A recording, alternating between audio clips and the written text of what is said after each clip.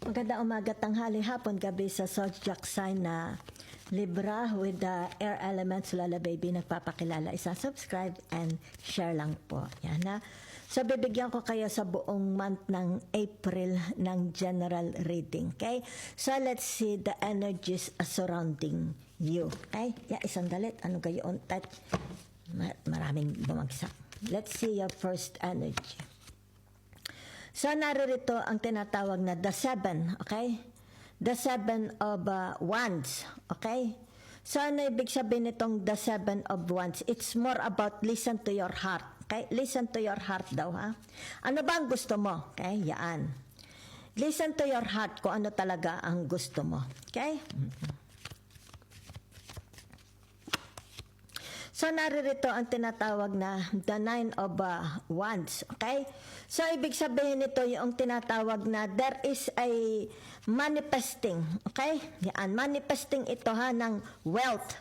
Di ko alam ha, are you working with kasi ito ha, meron dito, it's like they are working for the royal family, di ba? Yan.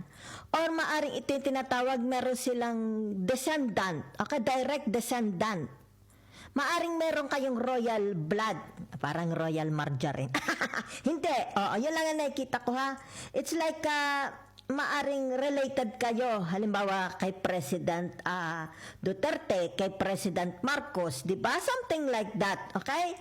So, meron ditong tinatawag na direct descendant. It's like meron kayong halong dugong maharlika, di ba? So, ito yung tinatawag wealth, manifesting wealth. Maari ito yung inheritance, acquisition, di ba? O kaya yung tinatawag na, meron din dito, it's like tinatawag miser. Yung tinatawag na ayaw niyang, itinatago niya ang pera niya, di ba? It's like a miser. Marami siyang pera. Kumbaga dito parang antigo na yung pera niya, di ba? Yaan. Masyadong nakaano ang pera niya, hindi ayaw niyang gastusin. Yun lang nakikita ko, ha? So, for some of you here, ay nako, teka muna at nakaano ang tinatawag na the Taurus, di ba? Okay. So, let's see, ha? So, nakikita ko dito yung tinatawag na this person is experiencing pain, di ba? Yan. So, this person is tinatawag na very, very immature, di ba? So, this person is more about tinatawag na their expectation hindi nag-meet yung kanila expectation. Maybe they want to be a priest, maybe they want to be a bank manager, maybe they want to be an architect, di ba? Kabaliktaran. It's like naging ano na lang sila. Let's say, kasi nakikita ko dito may royal family, royalties, di ba? Maybe they are working with the tinatawag na royalties, di ba? Maybe a servant, okay? O yung tinatawag OFW. Okay?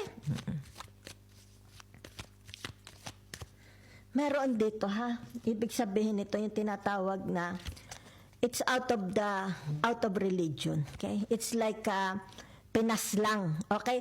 Alam mo yung tinatawag 10 commandments, thou shall not kill, something like that. But it's more ang nakikita ko dito yung tinatawag merong pain di ba?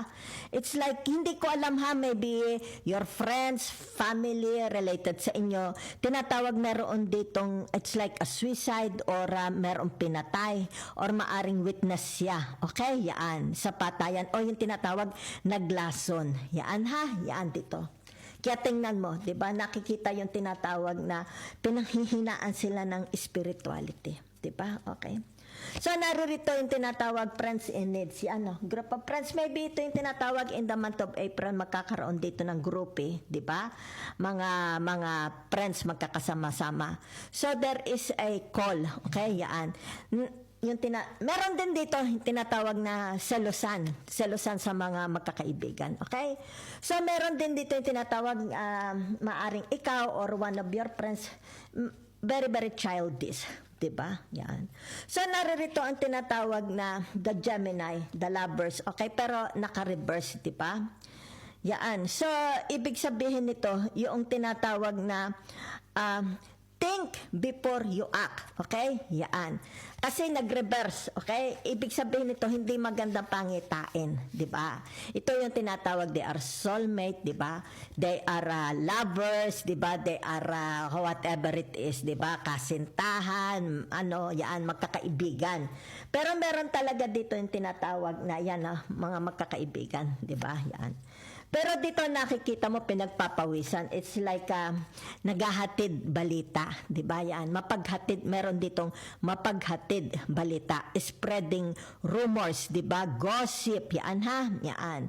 Maaring dito yung tinatawag sinisira ang iyong image, di ba? Someone is smearing, okay? Your image, making you the fool. Yan ha, dito. Yan. Kaya kung sino ito mapaghatid balita, okay? Kasi merong group of friends, so maaring ito tinatawag narinig. Because there is a conversation, maaring narinig, okay? Narinig nila ito. Yan ha. Whatever is this, narinig nila. So, iko-convey. Yan. Di ba? So, meron ditong, yan, tinatawag, may gains ha, okay? So, ibig sabihin nito, if you, I'm not saying to you, you play the lotto, ha? I'm not saying to you, you gamble, ha? But there is a chance of winning, okay? Winning money, maybe got rich, di ba? Inheritance, maybe this is an inheritance. Because meron dito, it's like a document, a paper, tinatawag na pruweba, di ba? A title, di ba? Unexpected money dito, ha? Yan. Kaya kita mo. Yan. It's like tinatawag blessings coming your way, di ba? Okay.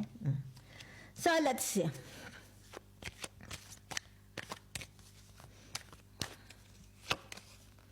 Okay, so ibig sabihin nito yung tinatawag na ito'y naka-reversa dahil kasi ito ang upright pero ito'y naka-reversa. Okay. So meron dito yung tinatawag na they're always looking at sabi natin sa profile social media, 'di ba? Maaring hinahanap ang taong ito, 'di ba? O kaya pinag-aaralan nila, studying these persons, 'di ba? O maaring kinukuha ang information ng taong ito. Maari din naman sabihin na natin na love on the brain, 'di ba? Fantasizing, okay? Kung ito'y naka-reverse, kung ito'y naka-upright ha, fantasizing, daydreaming, nostalgia, di ba?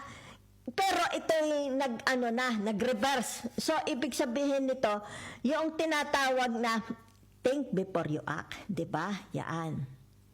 Maaring, kasi itong taong ito yung tinatawag na meron siyang pangangailangan, di ba? It's like, gustong-gusto na niyang yakapin itong taong ito. Maybe you have an admirer, maybe you have a stalker, maybe kayo itong gumagawa nito or someone else may gumagawa, di ba? Kumbaga dito yung tinatawag na itong pinagpapantasyahan ng taong ito is hindi na available. Kaya dito nakikita yung tinatawag na mag-isip ka, 'di ba? Kung naka-upright mag-isip, 'di ba? Dahil ko ang pinagpapantasyahan ng taong ito is already in a relationship, commitment na ha. Okay. So let's see. Last card para sa mga Libra. So narito 3, 6, 7. The 7 of tinatawag na the 7 of cups. Yan ha. So, ano ibig sabihin ng the 7 of cups na ito? Yan ha. Meron dito, it's more about, galing sa, temo na ha, galing ito sa, halimbawa sa institusyon, di ba? Yan. So, ibig sabihin, let's say, sabihin natin may addiction, di ba? Merong mental illness, di ba? Maaring galing ito sa mental hospital or nagkaroon ng sakit sa baga, institusyon, di ba? Matagal na nawala. So, ibig sabihin nito, may uuwi na kasi nag-reverse na kay uuwi na siya, di ba? Yaan. So, ibig sabihin nito, yung tinatawag na yan, okay? Maybe your family or you, kung sino man ito ha, ibig sabihin nito yung tinatawag na i-release na ang taong ito para umuwi, makasama ang buong family.